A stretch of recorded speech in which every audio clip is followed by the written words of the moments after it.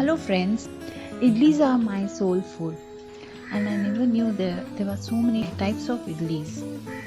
Now I came across this idli called Khushbu idli. It's a super soft white idli. This is called Khushbu or a Mallige idli.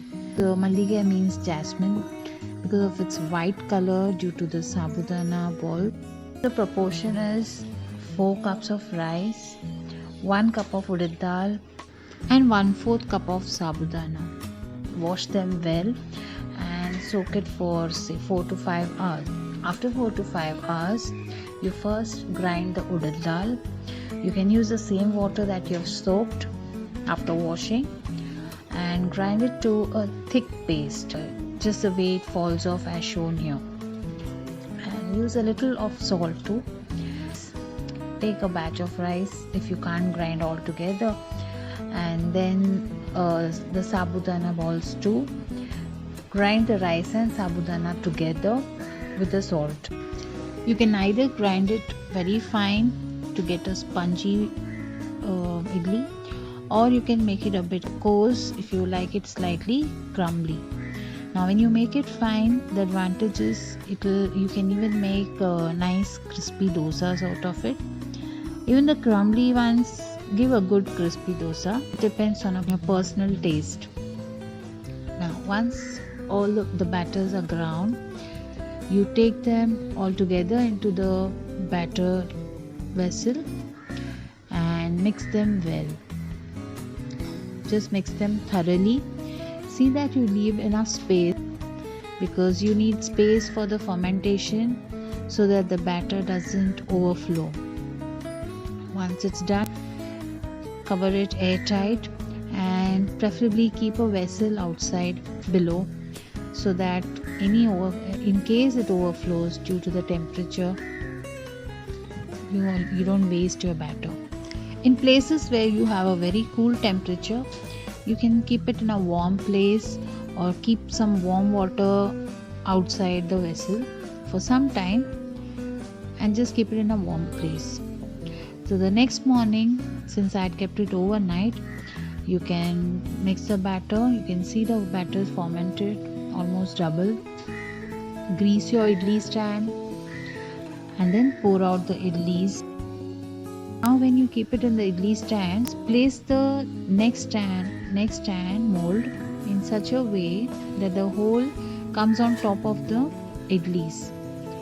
So same way you keep adding each stand, where you have the hole coming on top of each idli mold. So this way, this helps the steam to circulate all over and helps the idlis to steam evenly. Cover it and cook it for 20 minutes. In the meanwhile, we can make a chutney. For today's chutney, I have used coconuts, green chilies, roasted chana dal, ginger, some curry leaves, tamarind and salt. Instead of ginger, you can even use garlic. Tamarind a very little. Some people prefer not to use tamarind also. So grind it to a fine chutney. You can add a little bit of water. I like a lot of curry leaves in the chutney. Instead of curry leaves, you can even go for coriander leaves or dhania leaves. So once this is ground, we will make the seasoning ready. I use coconut oil for my seasonings for chutneys. So I heat the oil. Once it's hot, I add the rye. When it splutters, I add some urad dal, curry leaves and a piece of red chili. Now I cool the seasoning first before adding to the chutney, because that makes it last longer.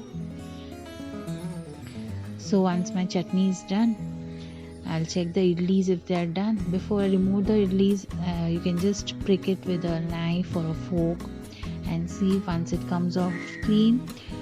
You can slowly remove it. Now for removing the idlis smoothly, I just wet the hot mold from below and then keep it, and then the idlis come out smoothly. So you can see this idlis how soft and white they've turned out. These idlis will look even more nice in a mold made of the vati molds, traditional vati molds that we use. Now the leftover batter, I preserve it for the next day, or even it lasts for at least 3 to 4 days. I can make any other form of dosas in that. So I hope you've enjoyed watching this. Do try it and do share, and of course subscribe. Thanks a lot for watching, friends. See you all soon.